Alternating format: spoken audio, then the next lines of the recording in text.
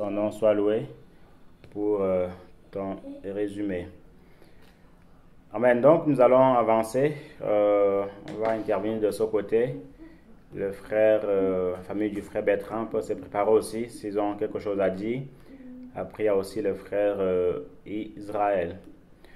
Bon, de mon côté, ce que je peux dire, c'est que premièrement, pour les enfants, l'enfant de distinction doit premièrement être celui-là qui craint l'Éternel.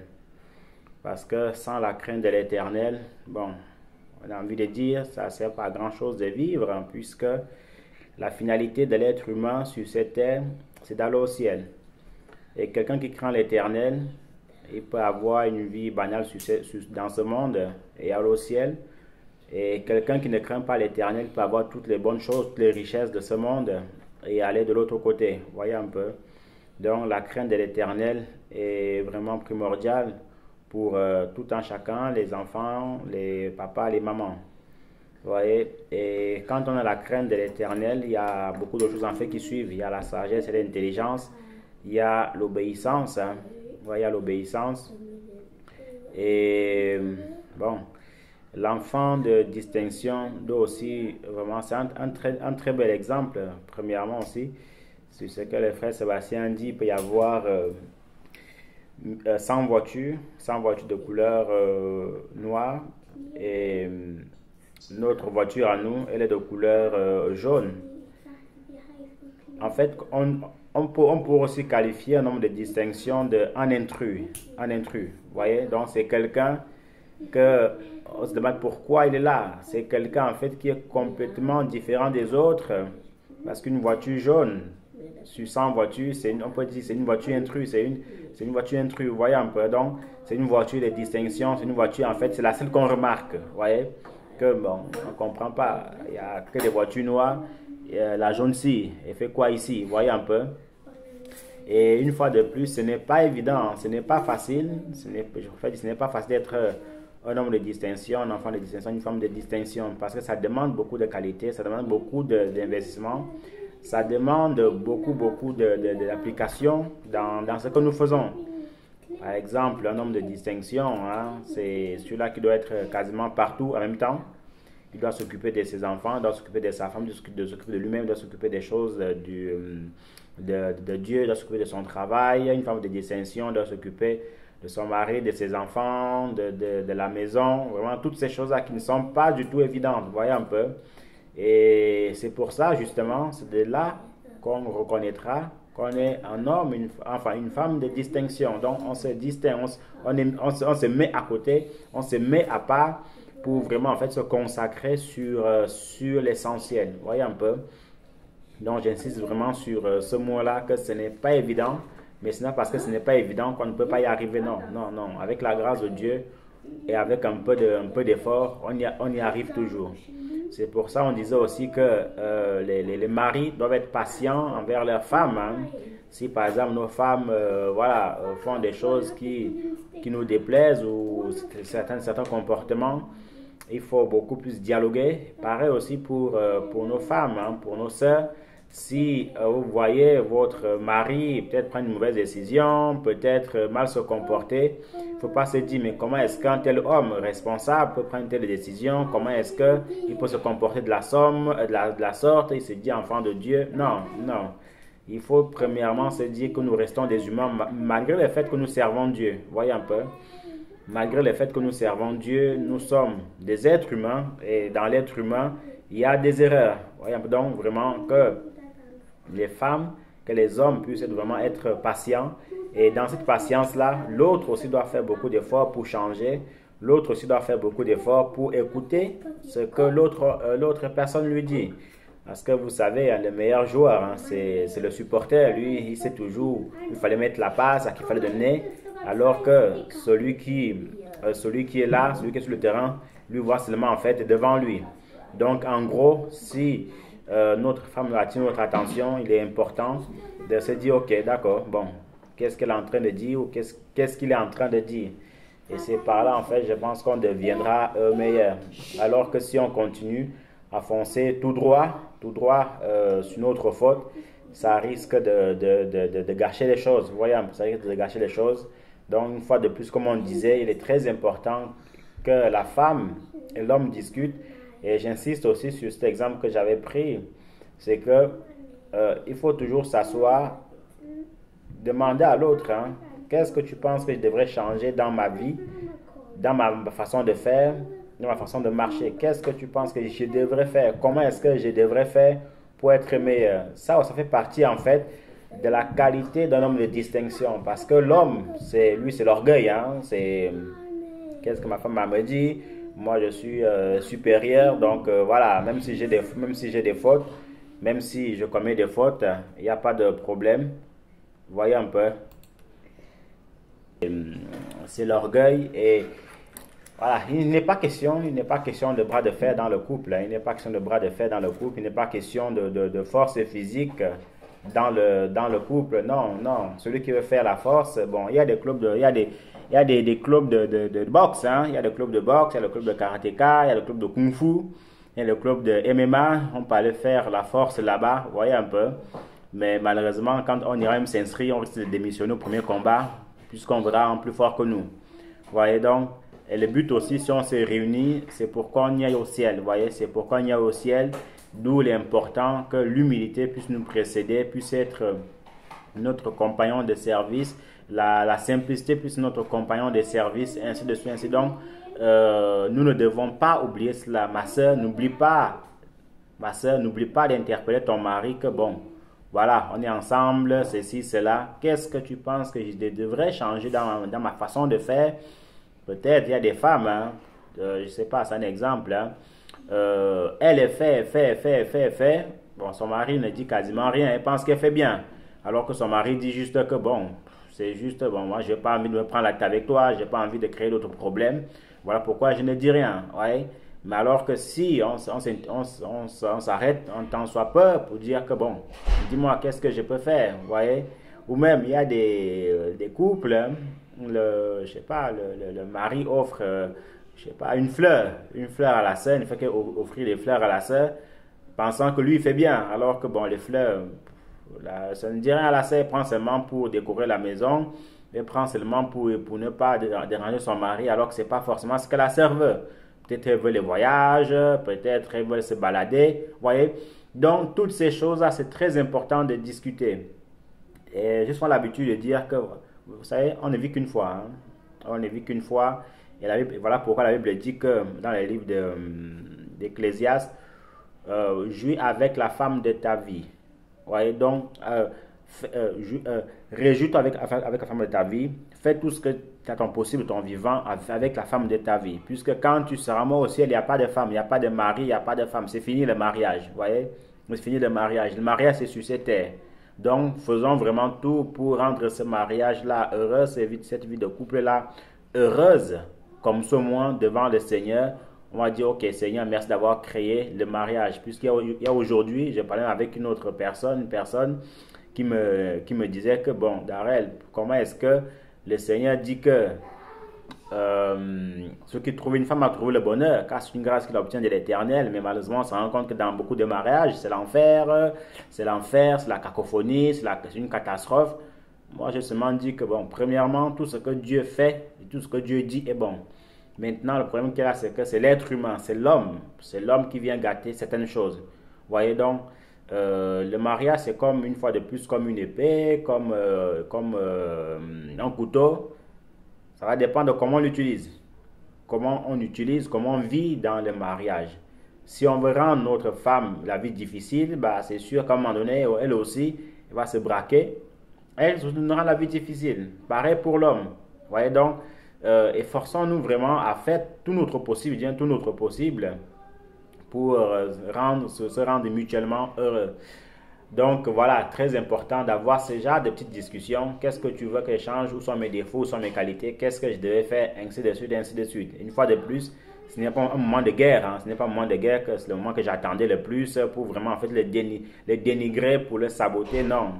Dis seulement ce qu'il a dit et pour l'avancement de ton mari. Voyez un peu. Donc, frères et sœurs, c'est un peu ça. Et à côté de cela, au niveau des hommes de distinction, Ce que j'ai retenu, c'est qui a aussi attiré mon attention, c'est vraiment en fait cet homme-là, comme on l'a dit, qui ne fuit pas ses responsabilités, qui fait tout ce qu'il peut, tout ce qui a son pouvoir, vous voyez un peu, parce que le mari est limité, hein. Le mari est limité, tout comme la femme, tout comme les enfants. Et mes sœurs, parfois, ne mettez pas trop la barre haute au niveau de vos maris. Vous voyez, ne les prenez pas comme des Superman. Vous voyez, Superman, c'est dans les films, hein. Toutefois, il fait toujours de son mieux pour trouver l'équilibre. Donc, voilà au niveau des hommes. Maintenant, au niveau des femmes, ce que j'ai aussi retenu, c'est que, bon, euh, mais ça, vous avez beaucoup de choses à faire, beaucoup de choses à nous apprendre. Et vous avez une grande charge devant le Seigneur. Vous voyez, l'ennemi vous craint beaucoup plus qu'il ne craint l'homme parce que c'est grâce à vous que tout serviteur en fait peut sortir. Que tout serviteur peut sortir. C'est grâce à vous que nous sommes là. Il faut le dire ainsi, c'est grâce à vous que nous sommes là. Donc, autant s'il y a cette bénédiction-là, autant aussi l'ennemi vous guette. Et aussi, une chose aussi très importante, ne laissez pas l'homme, par exemple, votre mari ou l'homme vous dire que bon, moi je ne peux plus prendre aucune responsabilité, je laisse tout en traitement, c'est très dangereux. Non. Si c'est comme ça, il faut discuter avec l'homme, dire que non, c'est Serge, je comprends bien ce que tu veux dire, mais ne me délègue pas. Quand je dis c'est quand le mari dit que je te laisse toute la responsabilité de prendre soin de la maison. Il y en a, pas forcément ici, mais il y en a, vous voyez. Donc, essayons toujours de ne pas faire ce que nous ne devons pas faire.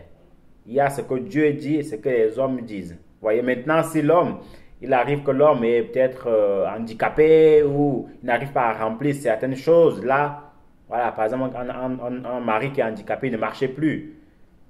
Il ne peut pas aller au travail, il peut pas aller au travail. S'il dit que bon, voilà, tu connais comment ça se passe, la situation, là c'est normal, vous voyez un peu. Mais un homme qui vient, qui se couche comme un câble, dit que non, bon, écoute là, moi je ne peux pas prendre aucune décision, je laisse la charge de t'occuper de toute la famille. Non, là, c'est pas bon du tout. C'est pas du tout bon. Et ce n'est pas, c'est encore moins bon pour l'homme lui-même. Et très important aussi, c'est un piège que beaucoup de femmes tombent. C'est ne jamais, au grand jamais, essayer de prendre la place de l'homme, même de manière consciente ou inconsciente. Vous voyez, c'est très important. Parce que si le gardien de but, hein, il se lève pour aller jouer en attaque, qu'est-ce que va devenir les goals, vous voyez? Maintenant, tout se passe toujours dans le dialogue, mais que chacun reste toujours à sa place, peu importe ce qui se passe, peu importe ce qu'il y a, que chacun reste toujours à sa place, sauf, je dis bien sauf exception, vous voyez? Sauf exception. Donc, c'était un peu ce que je voulais dire de ce côté. Je vais laisser la parole à la sœur pour donner aussi son retour. Amen. Amen. Oui, pour apprendre en quelques lignes, ce que j'ai, les aspects qui vont venir, c'est de façon générale un peu avec le chapitre d'Hébreu, Hébreu 11, je crois, oui, qu'on a lu l'autre jour, où la Bible fait mention un peu des hommes d'exception, des hommes qui se sont vraiment démarqués et qui ont servi vraiment le Seigneur d'une façon, avec une foi vraiment troublante en fait. Et on remarque un peu dans ces personnes-là un certain abandon de soi, des personnes pour lesquelles la vie sur cette terre n'avait aucune importance en fait. Ils avaient une certaine dimension, atteint une certaine dimension avec le Seigneur, que tout ce qui pouvait même se passer sur cette terre, tout ce qui pouvait être bien à venir, tout ce qui pouvait être intérêt vraiment sur cette terre n'avait vraiment aucune importance pour eux. Et en cela, ils se sont vraiment démarqués. Donc, c'est qu'on vit dans un monde qui est physique, où on a besoin de beaucoup de choses pour notre quotidien, pour nous combler, pour nous donner d'être heureux. Mais je pense qu'une façon, que ce soit pour les enfants, ça encadre les enfants, les femmes, les hommes, d'être vraiment des chrétiens, des personnes d'exception, c'est d'avoir vraiment un cœur qui, premièrement, se détache de ces choses en fait. Parce que si le cœur est attaché aux choses de cette terre, de tout ce qu'on peut vraiment vouloir profiter de cette terre, tout ce dont on peut jouir ici, si le cœur est trop attaché à ces choses, c'est sûr qu'on va délaisser un peu les choses qui sont vraiment importantes, le royaume des cieux et tout. Et un élément aussi marquant dans être une femme ou un homme d'exception, c'est, ou même un enfant, à côté de ce qu'on a vraiment cité, il y a la foi. Parce que quand on dit, on cite peut-être que par la foi, les femmes recouvraient leur mort. Par la foi, il y avait ceci, il y avait cela. On reste content de dire que, mais comment est-ce qu'on peut vraiment faire pour vivre? Ce n'est pas tout le monde qui se lève par la foi et qui opère, ou bien qui souhaite qu'il y ait qui souhaitent des choses et que ces choses-là se passent. C'est vraiment des personnes qui se distinguent dans leur service pour le Seigneur. Et je pense que ça concerne même aussi les enfants qui doivent expérimenter leur foi, qui doivent se détacher, ne pas vouloir faire comme les autres, ne pas vouloir suivre les autres. Et dès que tu ne veux déjà pas suivre la masse, tu commences à te différencier, à être quelqu'un d'exceptionnel en fait. Parce que généralement, on veut être des suiveurs, on veut aller après la masse, on veut faire comme les autres pour pouvoir s'assimiler. Or, justement, pour être quelqu'un d'exceptionnel, il faut qu'il y ait une différence en fait. Il ne faut pas chercher absolument cette assimilation, mais l'assimilation plus avec les choses qui vont honorer le Seigneur.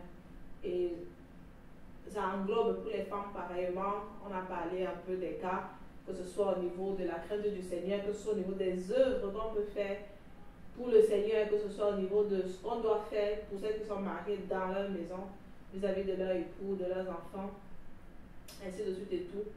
Et pour les enfants aussi, ce qu'ils doivent vraiment faire. Si même au niveau de l'école, tu es un enfant de Dieu et tu ne fais jamais tes devoirs, tu es toujours celui-là, dans le monde va dire que tu as fait des devoirs, tu n'as pas fait. En quoi est-ce que tu peux être vraiment un enfant d'exception? Si on a dit peut-être que non, il faut être silencieux, en cas tu es toujours celui qui bavarde, en quoi est-ce que tu peux être une personne d'exception? Donc, se démarquer, ne pas vraiment suivre la masse, c'est aussi ce que je retiens par rapport à tout ce qui a été dit. Ce sont des défis à relever et que le Seigneur nous aide. Donc, soyez vraiment bénis. Amen. Amen. Que le Seigneur te bénisse aussi. Pour mettre aussi la sœur Monique dans le bain concernant ce qui est en train de se passer. Donc, nous sommes en train de faire le résumé. Chaque frère et sœur dit ce qu'il a retenu des différents thèmes, à savoir les hommes et les hommes, les femmes, les enfants de distinction. Donc peut-être c'est vrai que tu n'as pas tout suivi, mais les résumés ont été envoyés et tu peux aussi, si tu le souhaites, quand la parole te sera donnée, faire ta part de résumé de ce que tu as retenu, la partie que tu as assistée. Donc voilà un tout petit peu.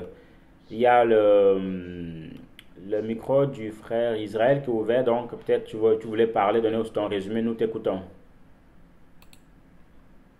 Gloire au Seigneur, je bénis le Seigneur pour cette soirée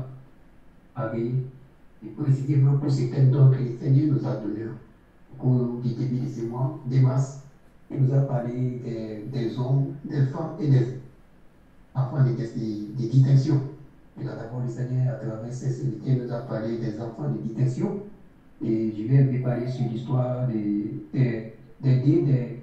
personnes qui ont été parlées, où vous avez parlé de leur histoire au moment de l'enseignement sur les enfants de distinction.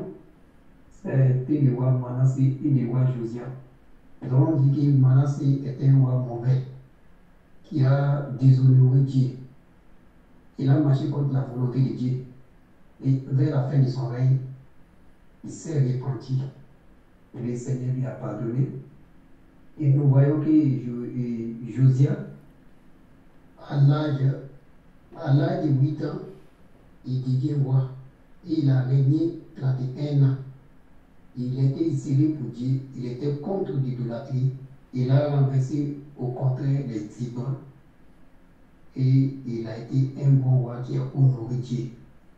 Nous avons dit que vous avez dit un enfant de distinction, c'est un enfant qui honore Dieu, qui honore ses parents. Ce n'est pas un enfant chaque jour qu'on doit l'obliger pour qu'il dise la parole de Dieu ou qu'il prie, non. C'est un enfant quand il a l'amour de Dieu en lui. Lui-même, il cherche la face de Dieu, il lit la parole de Dieu chaque jour. Il prie chaque jour. Il n'a pas besoin qu'on lui fasse pour qu'il gêne. Lui-même, il fait quotidiennement, ça devient sa nature. Et vous avez parlé aussi, vous avez dit qu'il n'y a pas d'âge pour mourir. On peut mourir à n'importe quel moment et chacun doit rendre compte à Dieu Et ça, la vie, il n'y a pas dit qu'il y a un enfant, non. C'est ce que j'ai pu dire sur les enfants de distinction. Et sur les hommes de distinction, vous avez parlé que les hommes de distinction, c'est des hommes qui craignent Dieu, des hommes responsables, des hommes qui aiment Dieu et qui amènent leur famille aussi à aimer Dieu, par la méditation de la parole de Dieu, par les prières et tout toujours. Ce sont des hommes capables qui sont l'honneur de leurs femmes et de leurs enfants. Quand il y a un danger qui arrive au dehors, ils protègent leurs femmes. Ils n'exposent pas leurs femmes à la vie de tout le monde. Ils protègent leurs femmes.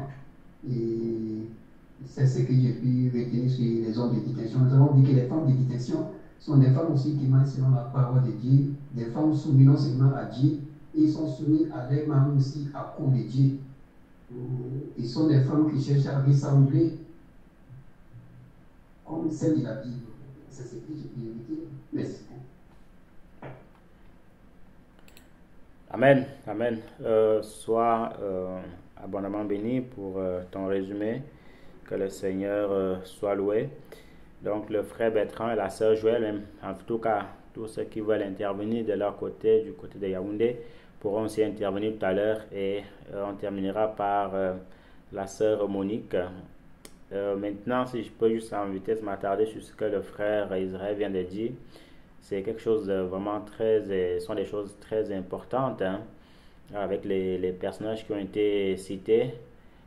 Josias, un enfant dévoué, et puis voilà. Et Manassé fait penser justement aux gens d'aujourd'hui. Ça veut dire quoi? Ça veut dire, ils se disent, ah, je ne sers pas le Seigneur, quand je serai vieux, je vais les servir. Ah bon, je ne sers pas le Seigneur dans ma jeunesse, dans mon enfance, mais quand je serai à la retraite, je vais les servir. Mais la question qu'on peut se poser, c'est que quelle assurance as-tu que tu arriveras demain? Quelle assurance as-tu que tu peux dire que bon, j'arriverai en 2025? Il n'y a pas d'assurance, vous voyez, il n'y a pas d'assurance. Et bon, c'est la triste histoire que j'ai envie de raconter en vitesse, hein. Vous savez, j'avais annoncé la perte d'un de mes oncles d'ici, un jeune homme, hein. Un jeune homme, il y a quoi, peut-être la dernière fois qu'on était au Cameroun, lors de la cérémonie, la dot qu'on était parti faire, dans les commentaires comme ça, on était assis un soir, il y avait des soirs, on s'asseyait entre jeunes, on était en train de discuter, en train de rigoler, il taquinait un peu par rapport à une action qu'il avait posée. On était tous en joie, et tout, on a passé quasiment 4 ans en train de discuter, et rire et tout ça. Et quoi, 6 mois après, il n'est plus de ce monde. Ouais. 6 mois après, il n'est plus de ce monde. Bon, lui, on a peut-être fait 6 mois. Mais là, il y a des gens, on les a vus hier, 2 jours après, en tant qu'ils ne sont plus de ce monde. Ouais. C'est triste, ça fait réfléchir, ça fait remettre les pieds sur terre. Il n'y a pas d'âge. Il n'y a pas d'âge du tout, il n'y a pas de... Non, non.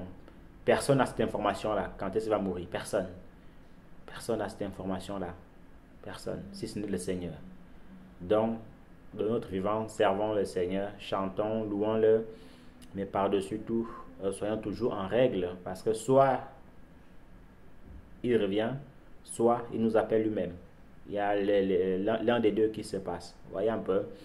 Donc, c'est un grand mensonge de Satan de se dire, je vais servir Dieu quand il sera à la retraite, ou j'irai à l'église quand j'aurai 60 ans. Non, non, non. Il y en a qui meurent dans le ventre de leur mère. Ils n'ont même pas un jour. Ils n'ont même pas une seconde dans le monde. Donc, vraiment, faisons attention avec ces pièges-là que l'ennemi nous met. Il y a aussi notre piège, où d'autres disent que non, non, bon, lisez la Bible, hein, finissez là. Quand moi je vais commencer là, quand je vais commencer, je vais seulement... Quand je vais faire comme ça là, je vais commencer à lire, je vais seulement relever la tête une fois que je serai dans Apocalypse, dernière lettre d'Apocalypse. Frère, si tu n'as jamais essayé de lire la Bible, comment peux-tu la lire une fois en entier? Donc, ce sont des paroles de séduction qu'on donne nous-mêmes. Vous voyez? Ce que nous pouvons faire, ce que nous devons faire, faisons-le. Ça fait partie en fait justement de la distinction que nous devons montrer au monde. Vous voyez un peu? Donc tous ces éléments-là sont très importants pour l'enfant de Dieu. Mes sœurs, vous êtes appelés des enfants, des femmes, des enfants de Sarah, des enfants de Tabitha, voilà, nous, en tant qu'hommes, sommes appelés comme des enfants d'Abraham, enfants de David, des patriarches en fait, vous voyez. Donc, restons focalisés sur cet objectif-là et c'est comme ça que la bénédiction, c'est comme ça que nous saurons vraiment aussi, oui, un élément aussi, un homme de distinction, c'est un homme qui est approuvé par le Seigneur. Si on veut être approuvé par le Seigneur, on doit tout faire pour être un homme, une femme, un enfant de distinction. Les frères l'ont dit, un enfant qu'on est toujours derrière, t'as fait ceci, t'as fait cela, t'as fait ceci, t'as fait cela. Je crois que ce genre d'enfant a besoin de l'aide du Seigneur. Une femme qu'au matin, midi, soir, son mari se plaint d'elle. La Bible dit que mieux vaut habiter à l'angle d'un toit que de partager sa demeure avec une femme irritable et querelleuse. C'est pas bon du tout. Voyez, un homme à qui il rend du travail, il a son salaire, il va le dispatcher dans les jeux, dans la loterie, il va le dispatcher dans la cigarette, il va le dispenser chez d'autres femmes. Mon frère, il y a encore beaucoup à apprendre. C'est pas ça la distinction. C'est pas ça que le Seigneur attend de nous. Il y a malheureusement quelques chrétiens qui sont aussi comme ça. Hein. Ils sont addicts aux jeux vidéo, ils sont addicts à des stupéfiants. Ça peut être la drogue, ça peut être la cigarette, ainsi de suite, ainsi de suite. C'est pas bon du tout. C'est pas du tout bon. On peut comprendre que, voilà, il arrivera, hein, tous les couples, il y a des problèmes dans tous les couples, on ne va pas se mentir, hein, on va pas se mentir. Mais si c'est chaque matin, si c'est le quotidien d'un couple, c'est que le couple, là, ce n'est pas un couple de distinction. Ouais, donc faisons vraiment attention aux actes que nous posons. Faisons vraiment attention aussi à notre statut, très important, notre statut d'enfant de Dieu. Un couple chrétien qui se querelle plus qu'un couple païen, je pense qu'ils ont besoin d'évangélisation, ils ont besoin de délivrance. Frères, Bertrand et famille, pour le résumer.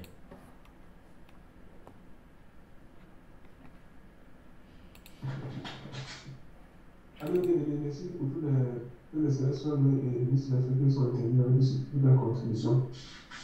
Il y a un message très très important et je voulais exprimer la bénédiction sur ce que moi j'ai compris avec la vie chrétienne bien menée. Moi, je te dis ceci. Un enfant, un homme, une femme de distinction, c'est celui-là qui ne regrette jamais d'avoir rencontré Jésus, qui ne regrette jamais d'avoir rencontré le Seigneur. Je pense que tu peux changer le titre là pour dire que le. Quand il a rencontré, il faut qu'il prenne les solutions pour fuir le péché. Et il déteste le péché. Un homme de distinction bien aimé, donc quand il est dans sa cachette, dans ses lieux secrets, il ne pense pas au péché avec plaisir.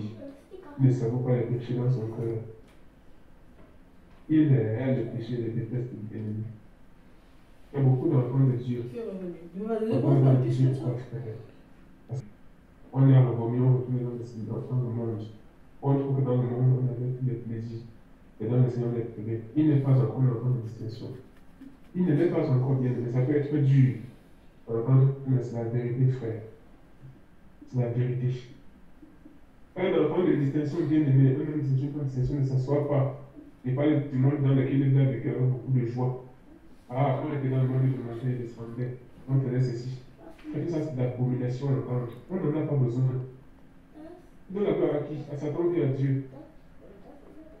S'il faut même parler de ce que tu étais avant, c'est pour donner la gloire à Dieu et pour exhorter les gens à fuir le mal, à fuir le péché. À dire aux gens, quel que soit ce que vous avez dit déjà, Jésus dit à aux gens, faites attention au péché, le péché va détruire. Mais parfois, vous voyez les gens, même les seuls dans le pasteur, qui parlent de ce qui est avant, et rit. Et rit, ça les fait rigoler. On montait, on descendait, il était content. Moi, il chantons, il a fait tout ça. Est-ce qu'on a besoin d'écouter tout ça? Est-ce que ça ne nous édifie pas? Il dit chantons, et puis quoi?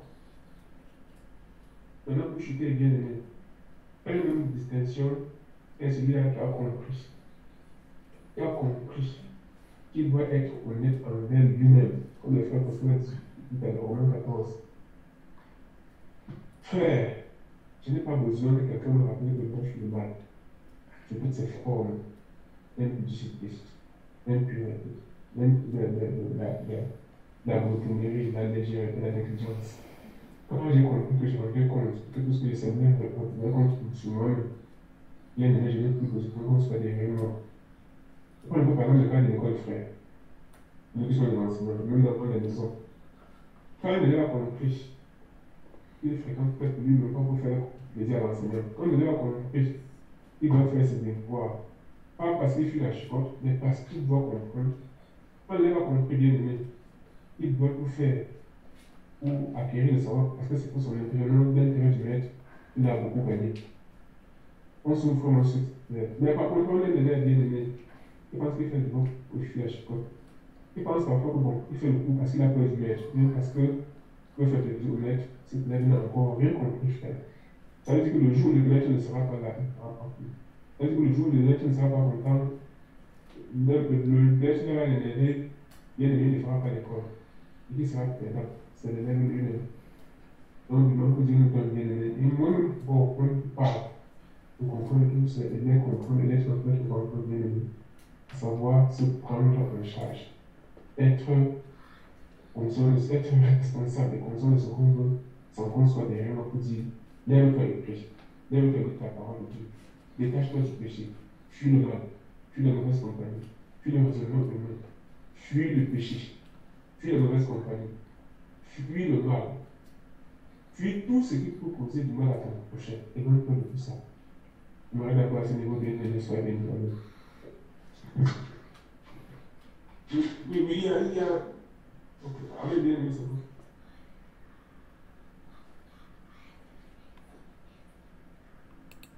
Amen, amen, amen. Soyez abondamment bénis. Certainement, vu que le micro coupait, peut-être la sœur Joëlle ne voulait pas parler. Bon. Amen, bien aimé. Oui, l'aspect que je devais aborder pour faire prospérer c'est par rapport à soi-même, bien aimé. Personne de distinction pose des actes, pas en regardant à l'autre, pas en cherchant à savoir si cela plaira à l'autre ou pas, bien aimé, mais plutôt par rapport à Dieu. Il pose des actes par rapport à Dieu. Si ce qu'il fait devant Dieu est juste, si ce qu'il fait devant Dieu est bon, bien aimé. Donc c'est cet aspect que je devais aborder. Le frère Prosper a déjà fait avec le frère Pétain. Amen, bien aimé, soyez bénis.